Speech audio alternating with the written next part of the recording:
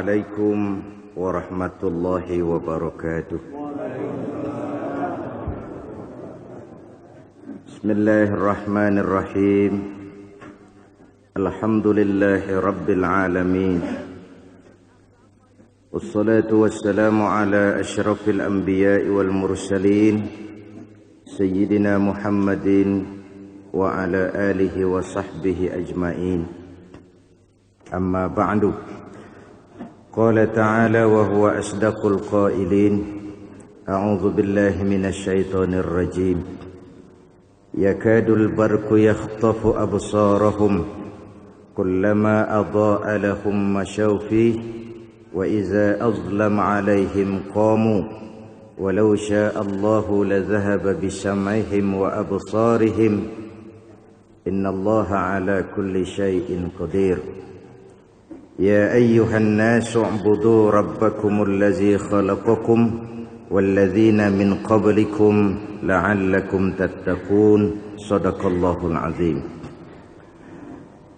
Yakadu yaqrabu al-barqu yakhtafu absarahum ya'khuzuha bisur'atin kullama adaa'a lahum mashaw fihi ay fi dhaw'ihi wa iza azlama 'alaihim qamu ay waqafu tamsilun li iz'aji fil qur'ani minal hujaji qulubihim wa tasdiquhum lima sami'u fihi mimma yuhibbuna wa wuqufihim amma yakrahuna. Walau syaa'a Allahu la dhahaba bisam'ihim bima'na asma'ihim wa absarihim az-zahirati kama dhahaba bil batinati. Innallaha ala kulli syai'in ay sya'ahu qadirun wa minhu idhabu ma dzukira. Ya ayyuhan nasu ay ahla makkata u'budu wahhidu rabbakumul ladzi khalaqakum ansha'akum wa lam takunu syai'an wa khalaqa alladzina min qablikum la'allakum tattaquna bi'ibadatihi iqabahu wa la'alla fil asli littaraji wa fi kalamihi ta'ala littahqiq atau kama qala Syekhul Muallif rahimahullah ta'ala. Amin. Bapak-bapak, ibu-ibu, saudara-saudara hadirin yang saya hormati, kita artikan dulu ayat yang kita bicarakan malam ini. Yakadu, hampir saja, sinonim dengan kalimat yaqrabu, dekat sekali, nyaris. Hampir saja kilat itu menyambar pandangan mereka. Ya'khuzuha bisur'atin, menyambar dengan cepat. Kullama adaa'a lahum mashaw fihi, apabila keadaan jadi terang, mereka pun berjalan di dalamnya. Fihi ay fi dhaw'ihi, di dalam kilatan sinar petir tadi. Wa iza azlama 'alaihim qamu, dan apabila keadaan gelap, mereka pun berhenti. Qamu ay waqafu. Tamsilun, kalimat ini merupakan tamsil li iz'aji ma fil Qur'ani minal hujaji qulubihim. Ini kalimatnya amburadul. Kalau ditertibkan kalimatnya begini: li iz'aji qulubihim minal hujaji fil Qur'an. Itu uslub yang umum, ya. Ini adalah contoh tamsil. Bagaimana penjelasan-penjelasan Al-Quran itu yang diibaratkan seperti kilat, mengagetkan hati mereka. Iz'aji qulubihim, mengejutkan hati mereka. Itu ibarat kilat penjelasan Al-Hujajul Qur'aniyah, penjelasan-penjelasan Quran diibaratkan seperti kilat yang menyambar pandangan mereka sehingga mereka kaget hatinya. Li'iz'aji qulubihim. Wa tasdiquhum tamsilun wa tasdiquhum lima sami'u fihi mimma yuhibbun. Dan sikap mereka apabila yang didengarkan itu yang menyenangkan hatinya, mereka benarkan. Wa tasdiquhum lima sami'u mimma yuhibbun. Kalau yang didengar sesuatu yang enak, yang menyenangkan, wah, Quran benar. Itu maksudnya. Ini kan masih cerita tentang orang munafik ya. Wa tasdiquhum lima sami'u fihi mimma yuhibbun. Dan mereka membenarkan apa-apa yang mereka dengar dengan sesuatu yang mereka sukai. Ini terjemahan Arab Melayu. Artinya begini, kalau yang didengar yang ngenakin, wah, Quran memang benar. Ini orang munafik. Wa wuqufihim amma yakrahun. Tapi kalau yang didengar yang mereka enggak senang, mereka benci, mereka enggak suka, mereka mandek, mereka berhenti. Ini mentalitas orang-orang munafik. Walau sya'allahu lazahaba bisam'ihim. Sekiranya Allah mau, Allah bisa saja melenyapkan, menghapuskan pendengaran mereka, wa absarihim, dan penglihatan mereka, baik yang zahir maupun yang batin. Kalau yang batin sudah jelas, sudah saya ceritakan tempo hari, matanya ada, ngelihat tapi nggak ngerti, kupingnya ada, dengar tapi penggorengan. Ini zahirah namanya, pendengaran dan penglihatan yang zahir. Pendengaran dan penglihatan yang batin, keinginan untuk mengerti, keinginan untuk memahami. Kalau Allah mau, Allah hancurkan saja pandangan dan penglihatan mereka. Innallaha ala kulli syai'in, sesungguhnya Allah maha kuasa atas segala sesuatu yang dikehendakinya. Ala kulli syai'in ay sya'ahu, atas segala sesuatu yang dikehendakinya. Qadirun, maha kuasa. Wa minhu, dan di antara kekuasaannya Allah, izhabu ma dzukira, menghilangkan, menghapuskan, melenyapkan apa yang disebutkan tadi. Sekiranya Allah mau, mudah saja Allah hilangkan pendengaran dan penglihatan mereka. Itu termasuk dalam innallaha ala kulli syai'in qadir. Nah, ibu-ibu, bapak-bapak dan saudara-saudara, ini kalau tidak khilaf ayat ke-20 dari surah Al-Baqarah. Jadi udah berapa bulan? 3 bulan ya kita ngaji, baru dapat 20 ayat. Nah, 20 ayat. Ayat pertama pendahuluan, alif lam mim. Tinggal 19. 4 bercerita tentang orang-orang mukmin, 4 ayat.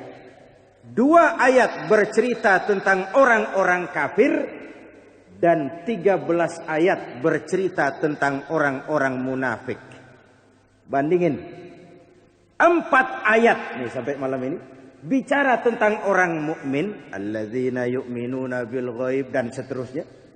2 ayat bercerita tentang orang kafir, innalladzina kafaru sawa'un, dan seterusnya. 13 ayat bercerita tentang orang munafik. 13 bandingin 4 bandingin 2. Nah, apa sebabnya kok sampai begitu rupa? Baik kafir, baik munafik, sebenarnya motifnya sama. Orang kafir disimbolkan dengan figur Abu Jahal dan Abu Lahab. Ini kafir. Sentralnya Mekah. Orang munafik figurnya Abdullah bin Ubay bin Salul. Sentralnya adalah Madinah. Baik Abu Jahal, baik Abdullah bin Ubay bin Salul sama-sama pemuka masyarakat. Abu Jahal dan Abu Lahab pemimpin Quraisy yang merasa kedudukannya terancam dengan kedatangan Nabi.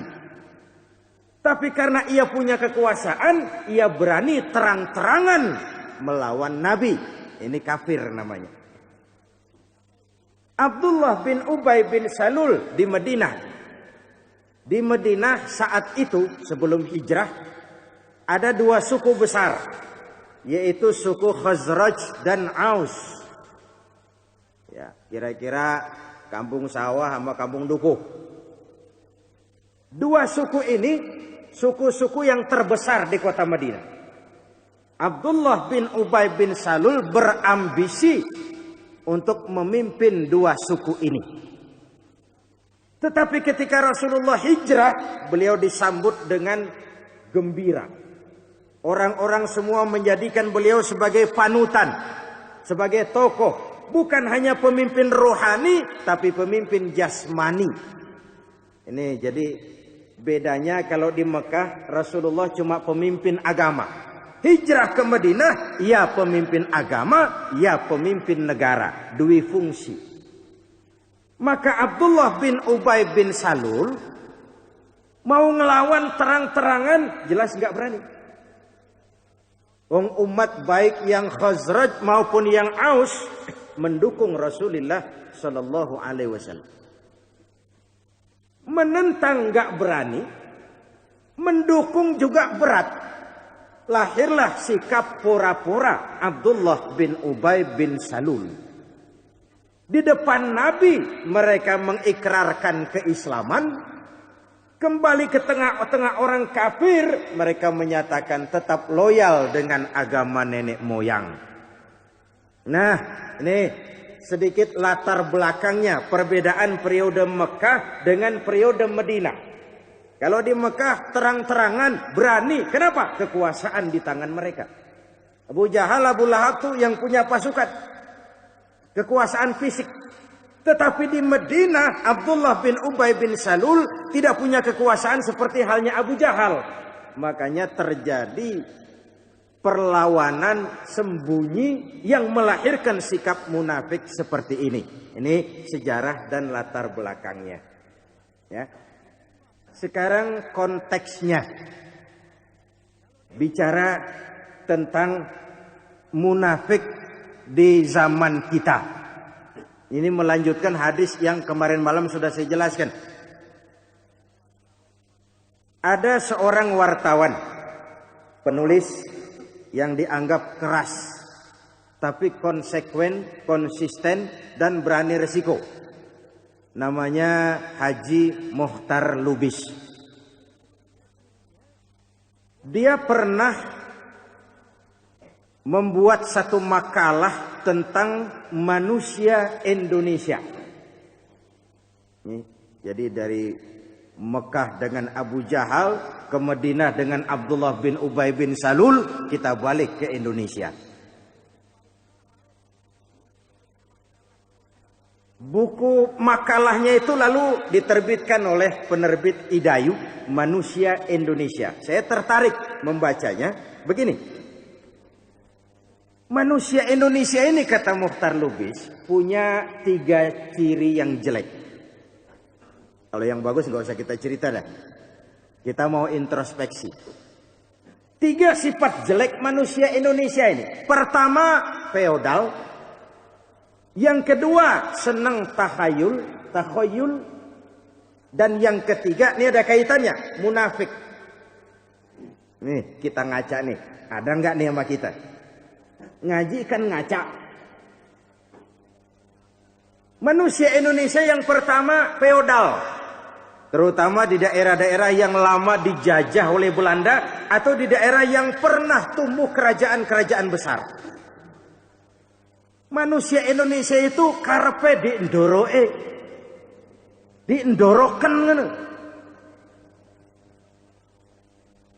Akibat dari sikap mental seperti ini, lahirlah yang namanya ABS. Asal bapak seneng. Dari sini cikal bakal munculnya macam-macam sifat munafik.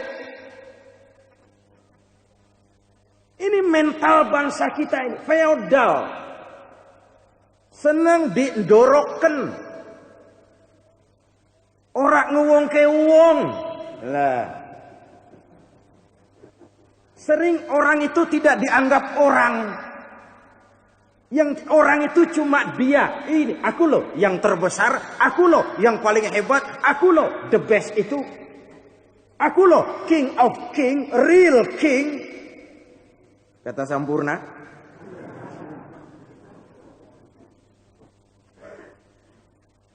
Nah, sikap ini melahirkan sistem. Sistem menumbuhkan mental-mental munafik. Ini mental manusia kita feodal. Nah, saya nih sekarang penyakit dunia saya. Seorang mubalik, seorang juru dakwah. Itu kan selalu ditempatkan di tempat yang istimewa. Datang disambut banyak orang. Orang rebutan mau salaman. Tempatnya lain. Iblis masuk. Kau memang hebat. Kata iblis nih. Kau memang hebat. Lihat aja nggak ada yang kayak kamu.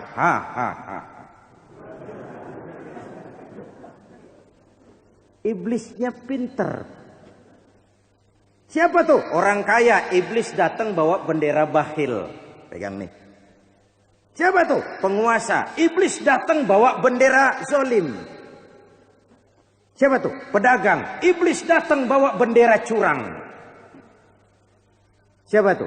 Ulama. Iblis datang bawa bendera hasud.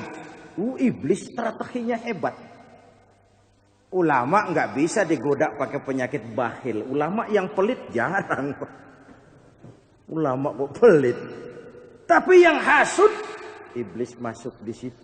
Ditanamkan rasa, oh kau memang hebat. Yang lain kecil semua tuh.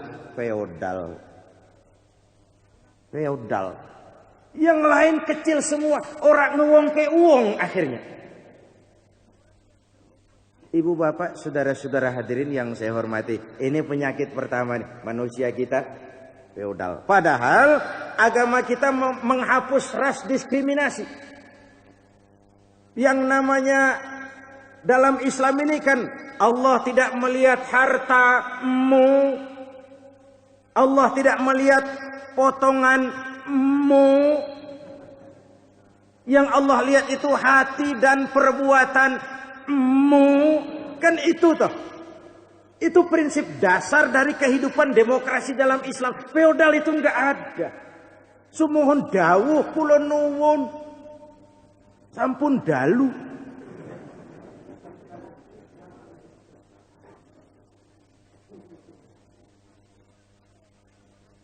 Yang paling mulia di hadapan Allah, yang paling takwa. Dan takwa itu saya bilang bisa ada di hati kopral, bisa ada di hati jenderal.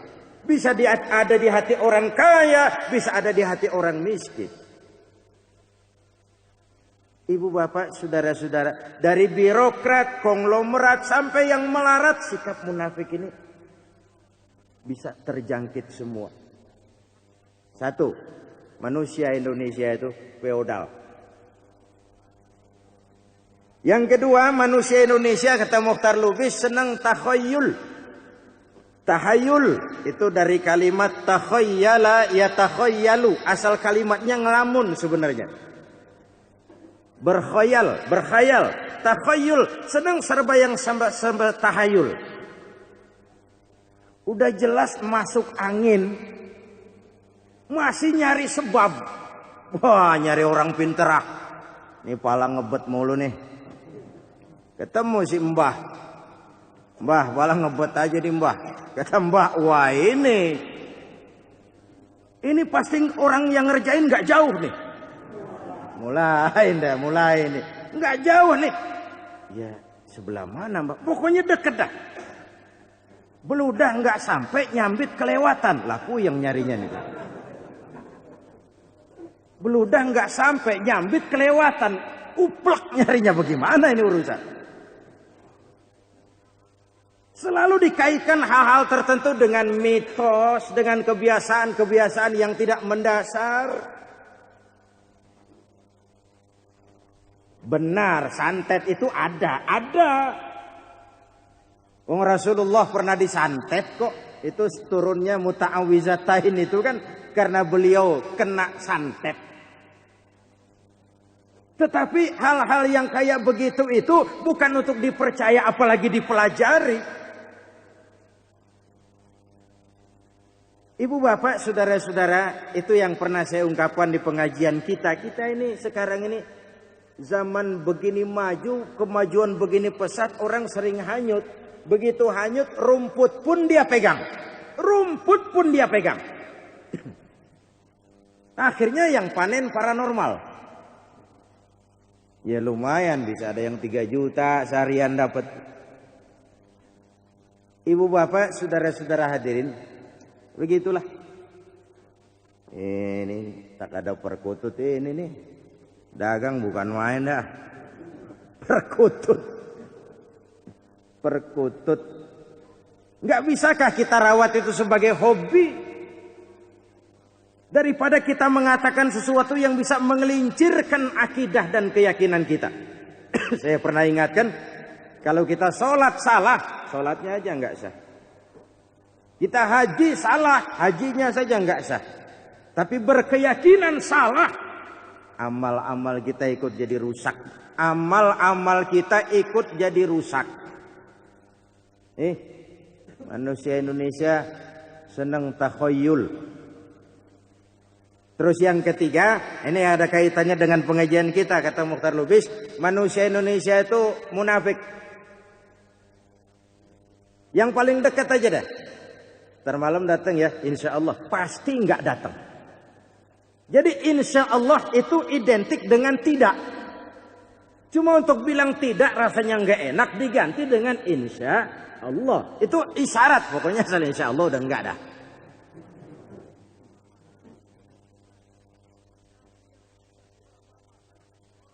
Ibu bapak, saudara-saudara hadirin yang saya hormati. Dampaknya dalam kehidupan sosial sikap munafik ini Masya Allah, Masya Allah. Orang lalu melahirkan sikap verbalisme. Nah, ini verbalisme itu permainan kata. Permainan kata.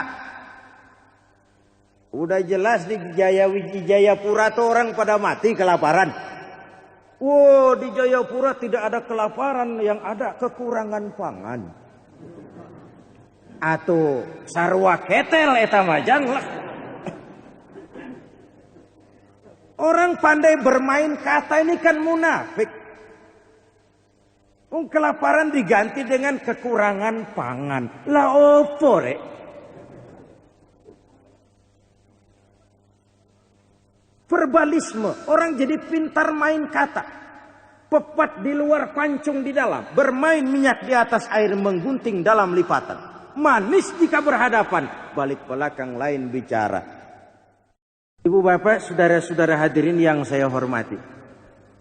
Juga dalam hal kegiatan keagamaan, dalam Islam sendiri, kita akan merasakan itu. Berapa banyak syiar Islam yang jadi padam. Kegiatan agama yang dibonsai, nilai-nilai ajaran agama yang dikerdilkan dengan dalih kepentingan ini, kepentingan itu, kepentingan ini. Sikap-sikap munafik. Apalagi zaman sekarang kan orang jelas sekarang ini kan Islam sedang marak katanya. Pejabat-pejabat dari yang sebagian besar Muslim. Nilai-nilai Islam naik. Orang tidak mungkin menghantam Islam berterang-terangan. Akan muncullah di zaman seperti ini Abdullah bin Ubay, gaya baru, yang kita tetap harus waspada. Munafik. Nah itu sebabnya, bagaimana sih orang munafik itu Jadi munafik pada mulanya menyangkut akidah. Tapi kemudian membias dalam kehidupan dan pergaulan sehari-hari. Karena itu dicirikan oleh Nabi dalam hadis yang saya bacakan pada Sabtu yang lalu. Tanda orang munafik itu 3. Pertama, kalau bicara dia dusta. Ini tandanya. Omongannya nggak bisa dipegang. Kata orang-orang tua, kalau binatang kita pegang buntutnya. Tapi kalau manusia kita pegang omongannya. Kalau omongannya sudah nggak bisa dipegang, apalagi yang mau bisa dipegang dari manusia.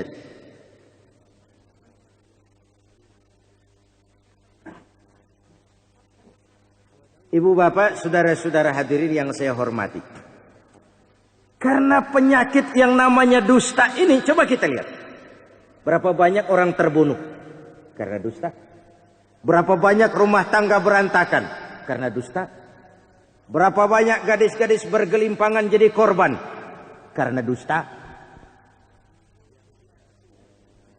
Ibu bapak, saudara-saudara hadirin yang saya hormati. Rumah tangga bisa berantakan karena yang namanya dusta. Dan seterusnya. Pengaruhnya dalam kehidupan ini sangat luas. Nah, dusta itu bisa mengada-ada, bisa mengurang-urang, bisa menambah-nambah. Lalu malam Sabtu yang lalu saya jelaskan ada 3 dusta yang tidak termasuk dusta. Itu sudah saya jelaskan. Jadi apabila bicara selalu berdusta, mengada-ada, barang nggak ada diada-adain, supaya orang kagum, supaya orang merasa dia penting, supaya orang merasa dia besar. Mengada-ada, atau menambah-nambah, atau mengurang-urang. Nah, ini lalu bisa menimbulkan yang namanya isu. Nah, dusta ini bisa menimbulkan yang namanya isu. Karena itu Al-Quran memberikan pedoman. Hai orang-orang yang beriman, apabila datang orang fasik kepadamu membawa berita, Iza ja'akum fasikun binaba'in fatabayyanu. Apabila datang orang fasik membawakan satu berita, fatabayyanu. Tabayyun dulu kamu. Ini ada tradisi orang-orang ulama-ulama NU. Tabayyun. Cari penjelasan yang cukup. Jangan ditelan mentah-mentah begitu aja tuh berita. Apalagi berita yang dasarnya dari si Fulan bin Fulan. Nggak jelas sumbernya. Istilah saya dari si Ano ke si Ano. Si Ano kan Ano. Ah, masa iya? Kata siapa? Si Ano.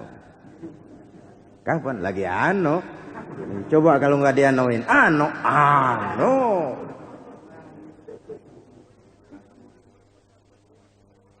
Berita apapun yang nggak jelas sumbernya, fatabayyanu, tabayyun, cari penjelasan.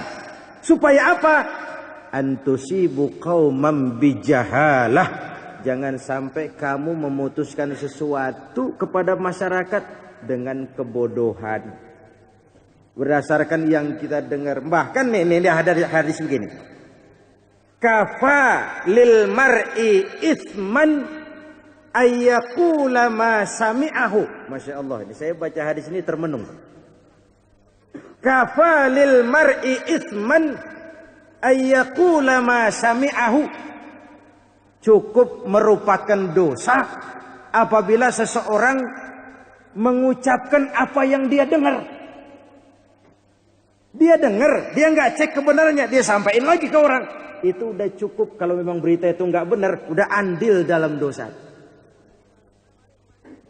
Dari demikian besarnya pengaruh dusta di tengah-tengah kehidupan masyarakat kita ini.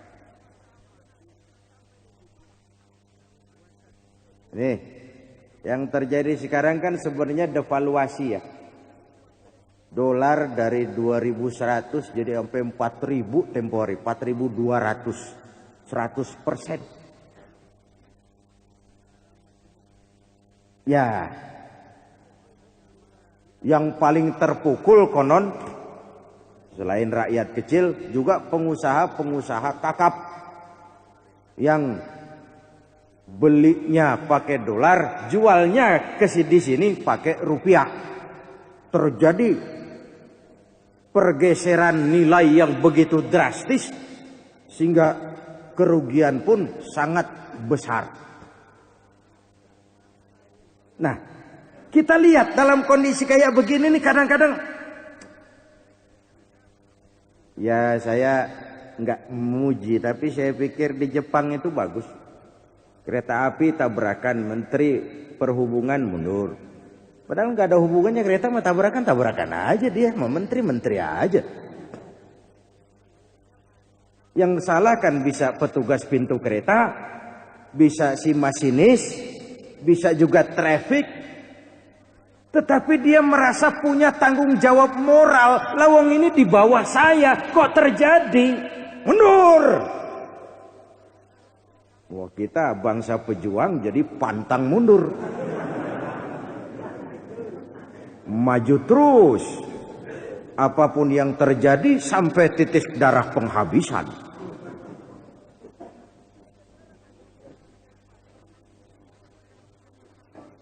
Ibu bapak, saudara-saudara hadirin, masih untung kalau nggak mundur gentleman. Kadang-kadang sudah nggak mau nyari kambing hitam.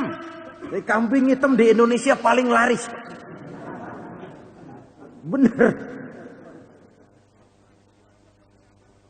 Paling laris. Cari kambing hitam itu kan membuat orang nggak pernah dewasa.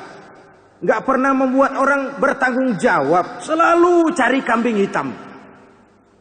Nih mental-mental munafik. Padahal kalau kita ibadah, haji misalnya, haji itu kita diajarkan jujur sama diri sendiri. Kesulitan apapun yang kita temui di sana, cari sebab dalam diri kita. Ini satu ajaran.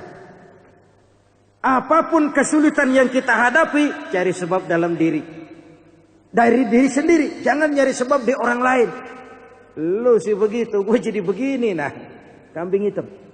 Dalam haji kita dilatih jujur. Gentleman, kesulitan cari sebab dalam diri kita. Penyebabnya ya kita juga. Saya pernah cerita, saya punya teman Betawi. Di kampungnya nggak pernah kemana-mana, jarang jalan keluar rumah dah pokoknya. Begitu nyampe di Mekah, wow kayak kambing keramat. Jalan tiap hari. Ngayap. Temennya tegur, Ji, ente jangan ngayap melulu, nih tempat baru buat kita, ntar susah dicari. Wah, nepok dada. Betawi nggak bakalan keder kan. Betawi. Dah, habis ngomong begitu dia ke pasar. Habis ke pasar belanja mau pulang ke pondokannya. Muter-muter nyari pondokannya tuh. Dia lihat sama semua. Muter-muter nggak ketemu. 2 hari hilang. Nyari itu pondokan hilang. 2 hari nggak ketemu.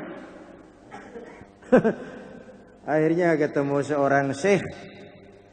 Zaman syekh waktu itu syekh. Udah 2 hari nyari pondokan nggak ketemu, ini bagaimana ini? Ya kamu awalnya bagaimana? Dia pikir iya juga sih, saya ngomong anak Betawi nggak bakal keder. Itu penyakitnya tuh kata syekh. Udah begini aja, kamu masuk Masjidil Haram, kamu tawaf, tobat, sujud, zahirkan kesalahanmu di hadapan Allah. Ayo, dia masuk tawaf, istighfar, sujud, dia ngaku salahnya begini, terus selesai, dia keluar dari masjid, kelihatan tuh pondokannya. Kelihatan pondokannya. Itu kan dikit tuh kata Betawi nggak bakal keder. Itu tuh. Emang si setan keder kena anak Betawi. Enggak, Pak. Waktunya keder. Dewasa. Jangan nyari kambing hitam. Ada lagi jamaah juga ini. Dokter deh. Di Arafat orang pada sakit, flu, ada yang pusing, ada yang darah tinggi, macam-macam. Dia kasih obat satu-satu, kasih obat. Semua udah dapat obat satu kemah, dia teriak, ayo siapa lagi yang sakit? Saya masih banyak obat nih. Niatnya bagus, tapi omongan itu kan sombong. Siapa lagi yang sakit? Masih banyak obat nih. dilalah. Yang sakit sembuh semua, si dokter sakit.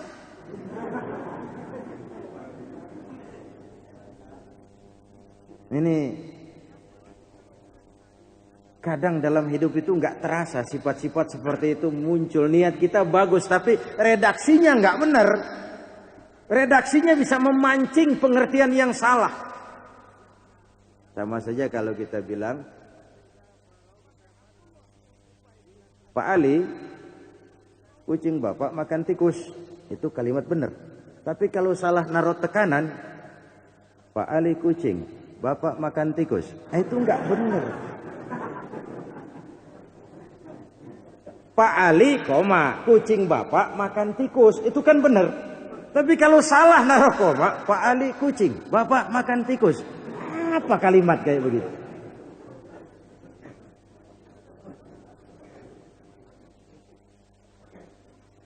Ibu bapak, saudara-saudara hadirin yang saya hormati. Jadi ini yang pertama. Yang kedua, mentalitas munafik itu iza wa'ada wa iza wa'ada akhlafa. Kalau berjanji mungkir. Kalau berjanji mungkir. Ini kalau pribadi itu masalah kita masing-masing. Tapi hadis ini bisa bermasyarakat, berbangsa, bernegara. Munafik itu apabila berjanji mungkir, ingkar janjinya.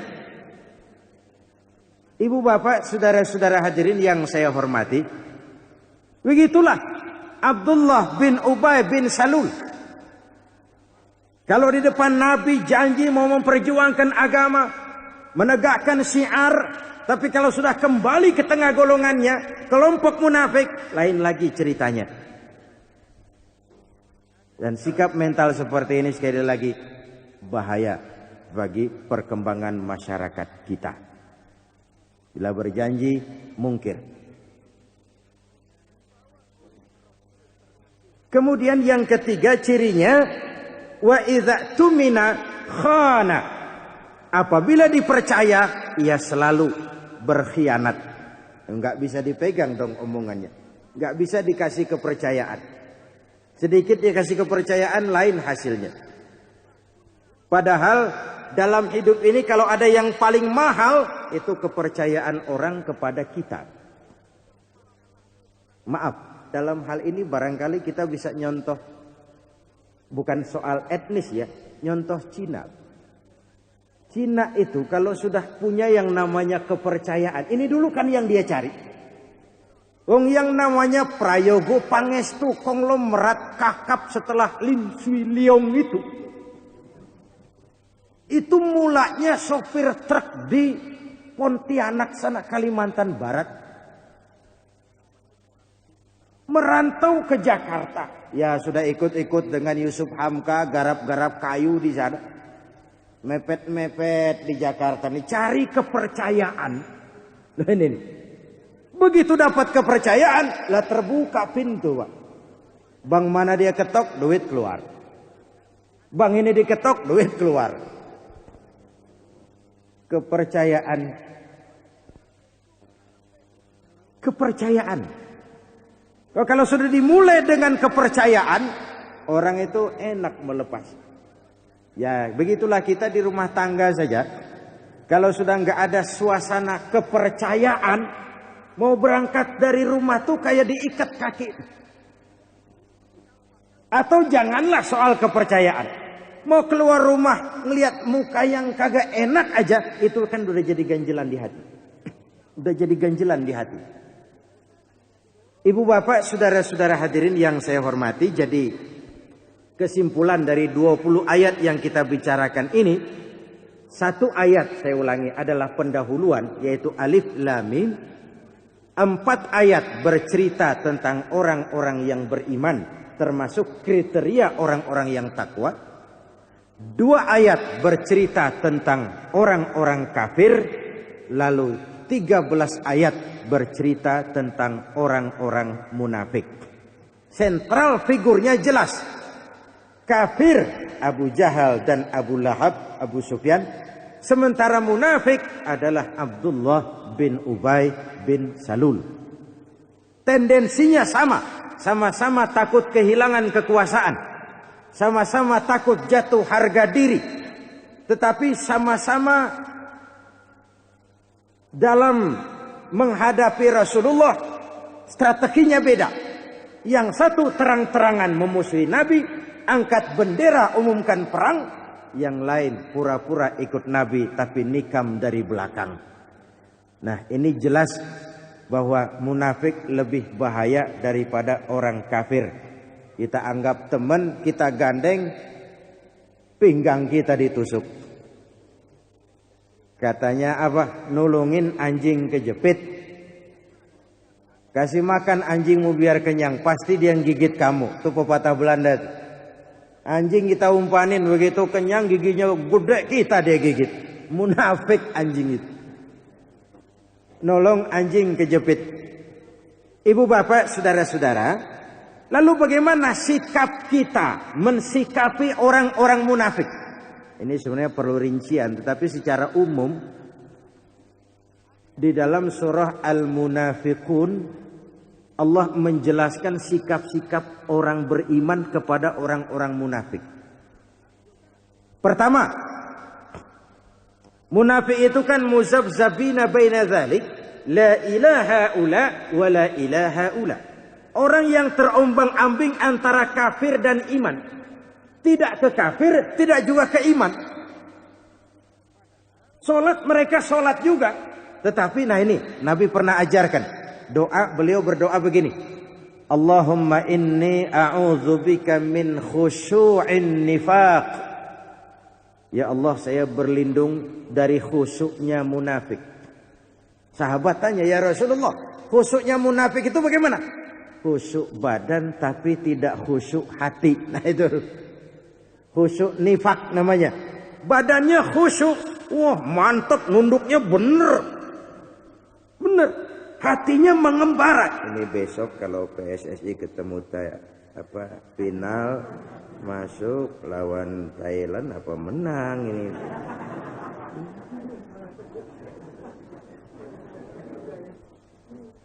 Badannya di masjid marem, sedekahnya hebat. Hatinya mengembara. Untung tadi itu kalau nggak Fakhri Husaini nggak menang 2-1 sampai Singapura. Allahumma inni a'udzubika min khusyu'in nifaq. Ya memang kata Imam Ibnu Hajar sih, khusyuk 100% itu susah. Mulai dari niat takbiratul ihram sampai wassalam, khusyuk semua. Itu sih jauh panggang dari api lah. Sebab itu kata Imam Ibnu Hajar, tingkatan yang paling awam sudah dianggap sah solatnya apabila pada saat takbiratul ihram dan salam dia ingat Allah. Itu aja minimalnya. Sudah dianggap sah, tapi jangan berhenti sampai situ. Wah udah sah, cukup dah sampai sini aja. Bukan itu bukan. Itu tingkatan yang paling minimal. Andai kata waktu angkat tangan takbir saja ingat kepada Allah, sudah hasil. Kan pernah Imam Ali diuji. Ya Ali, saya ya Rasul. Kalau kamu bisa sholat khusyuk, saya kasih sorban. Kamu boleh pilih sorban saya yang mana yang kamu suka. Bisa ya Rasul, bisa. Awal 2 rakaat. Selesai salam, ditanya sama Rasul. Yang mana Li? Imam Ali nggak pakai nengok, jawab yang hijau. Yang hijau ya Rasul. Lah nggak khusyuk kamu Li. Pasti dalam salah satu bagian dari sholatmu kamu ngerancang nih. Ini nanti yang hijau aja lebih enak ini. Ini Imam Ali. Tapi beliau juga pernah dalam satu pertempuran kena panah, mau dicabut oleh para sahabat. Beliau bilang, nanti saja waktu sholat. Panahnya dicabut. Waktu sholat. Demikian tinggi tingkat kekhusyuannya. Panah dicabut nggak berasa. Nanti saja waktu sholat. Tuh, waktu sholat panah dicabut nggak berasa karena kehusyuan. Kita nyamuk lewat berasa benar. Sialan. Lagi setan itu masuknya memang pinter. Belum sholat kita lupa di mana masuk takbir, ingat. Ini tadi anting-antingnya ditaruh di mana? Oh, di leger. Begitu takbir di leger jawabannya.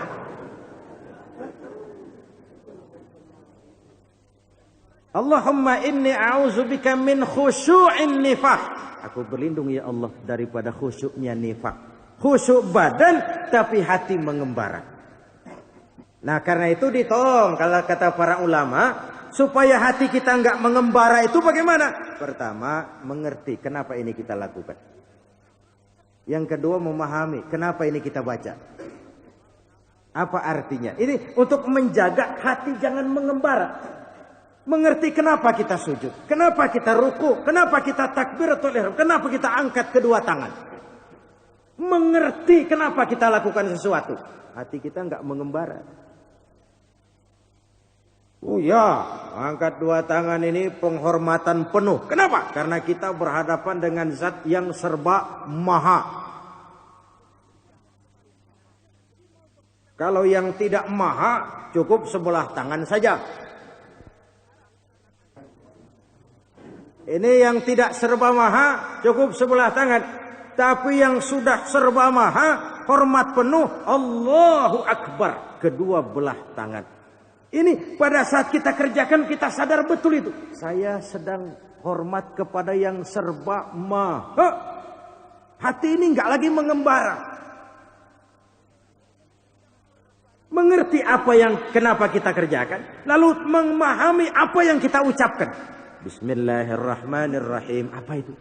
Alhamdulillahirabbil alamin. Kenapa itu? Dan seterusnya dan seterusnya. Ibu bapak, saudara-saudara hadirin yang saya hormati. Jadi pada tingkatan-tingkatan tertentu nilai kekhusyuan itu memang bertahap. Step demi step. Sedikit demi sedikit kita berusaha meningkatkannya. Nah ibu bapak, saudara-saudara hadirin yang saya hormati. Jadi ayat yang ke-20 ini pun yang kita bicarakan malam ini merupakan ciri kondisi orang-orang munafik. Kalau dibicarakan ayat Quran yang ibarat kilat, mereka lihat dulu tuh ayat-ayat. Kalau nyenangin, jalan, maju, Quran bagus. Tapi kalau gelap, nggak nyenangin, mereka mandak berhenti. Quran kagak beres, Quran kagak maju dah, Quran. Jadi mereka ukur agama dengan syahwatnya. Mereka ukur agama dengan nafsunya. Kalau nafsunya senang, dia puji agama. Kalau tidak sesuai dengan nafsunya, dia jauhi agama.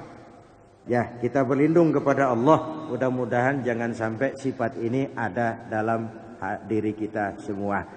Ya saudara-saudara, sudah isya, kita lanjutkan. Ya ayyuhan nasu ubudu rabbakumul ladzi khalaqakum pada Sabtu yang akan datang insyaallah. Terima kasih, mohon maaf. Usikum wa nafsi bitaqwallah. Assalamualaikum warahmatullahi wabarakatuh. Waalaikumsalam warahmatullahi wabarakatuh. Ya